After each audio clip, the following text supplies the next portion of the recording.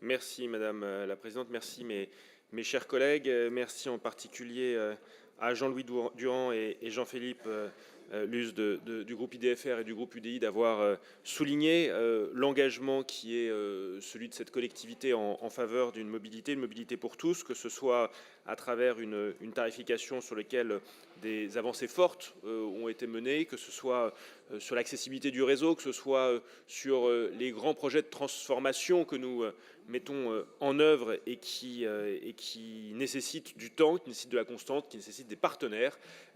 Nous y arrivons et j'en suis très heureux.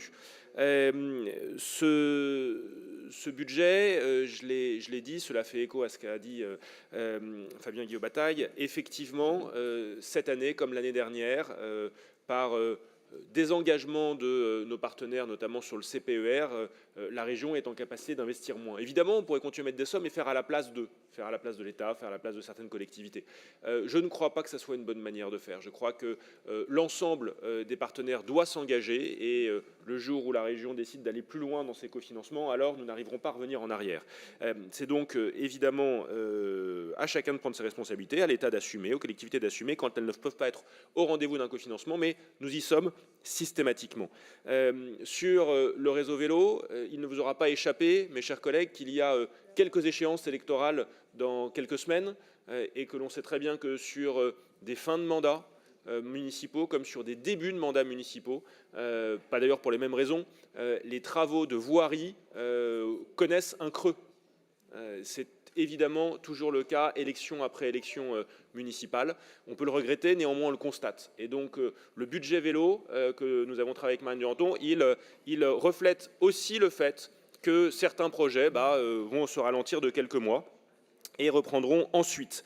Le protocole de financement qui a été évoqué par plusieurs d'entre vous, c'est vraiment ce protocole qui, à la fois, sauve les investissements d'Île-de-France Mobilité, mais surtout donne le meilleur bouclier tarifaire aux usagers. Sans l'accord avec Madame Borne, Monsieur Beaune et Valérie Pécresse, sans cet accord-là, alors ça aurait été une hausse du pass Navigo délirante qu'il aurait fallu assumer parce que ça aurait été la seule clé que nous aurions pu mettre en œuvre pour pouvoir financer les investissements à venir, notamment financer le fonctionnement du Grand Paris Express qui relève à plus d'1 milliard d'euros par an en fonctionnement. C'est énorme, évidemment. Et ça, c'est quelque chose avec Valérie Pécresse que nous avons clairement refusé. En permettant de contenir la part usagée à inflation plus 1%, la part collectivité à inflation plus 2%, vous voyez, on fait un effort supplémentaire évidemment, et en garantissant qu'au moins la moitié des recettes proviennent du monde économique, nous avons donné le meilleur bouclier tarifaire aux usagers et c'est ce qui permet notamment en janvier dernier de faire le ticket unique qui a changé la vie de millions de franciliens. Vous évoquez la participation sociale. Vous êtes plusieurs à évoquer la participation sociale et à regretter le fait que la région met 30 millions de moins dans cette tarification sociale. Je constate que pour l'usager, la tarification sociale n'a pas bougé d'un centime. Elle n'a pas bougé d'un centime. Ça coûte moins cher à la région, le service rendu est exactement le même. Vous avez raison de râler, c'est inadmissible. Vous évoquez également la Chambre régionale des comptes. La Chambre régionale des comptes, je n'ai pas la même lecture du rapport que vous. Je crois qu'au contraire, il souligne la robustesse du pilotage financier et que malgré un contexte difficile, la prospective d'Île-de-France Mobilité est à l'équilibre. C'est évidemment ce qu'il fallait rechercher. Le contexte est difficile, on ne le nie pas, c'est vrai partout. Néanmoins, nous avons trouvé les voies et moyens pour y faire face. Pour le métro pour tous, ça a été évoqué là aussi dans plusieurs interventions, il est essentiel que l'État soit au rendez-vous de ce cofinancement, que la ville de Paris soit au rendez-vous de ce cofinancement. La région s'est clairement engagée pour les sommes. On voit bien que sur les études à 1 million d'euros de la ligne 6, l'État n'est pas au rendez-vous.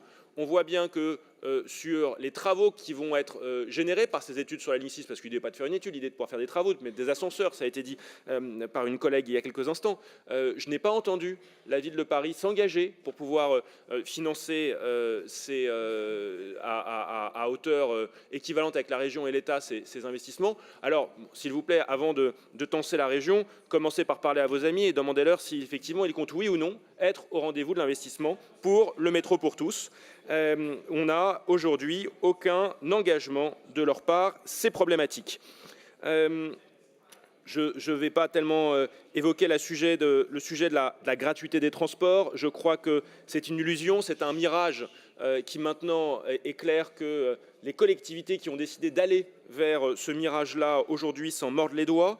Elles ont des sujets de financement lourds dans leurs infrastructures et elles n'ont pas réellement réglé les sujets auxquels cela était censé faire face, c'est-à-dire baisser la part modale de la voiture.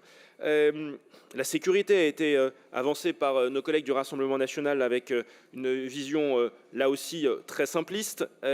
Pardon, mais c'est depuis 2016 que nous avons fait le choix d'investir dans des moyens humains, dans des moyens techniques pour pouvoir garantir une présence forte dans les transports en commun, à travers plus de 80 000 caméras de vidéoprotection, à travers plus de 3 000 personnels financés entièrement par Île-de-France Mobilité, bientôt 4 000, à travers une BRT que nous allons doubler de taille pour la seconde fois consécutive depuis les Jeux Olympiques, qui va pouvoir tangenter à plus de 200 effectifs, c'est essentiel.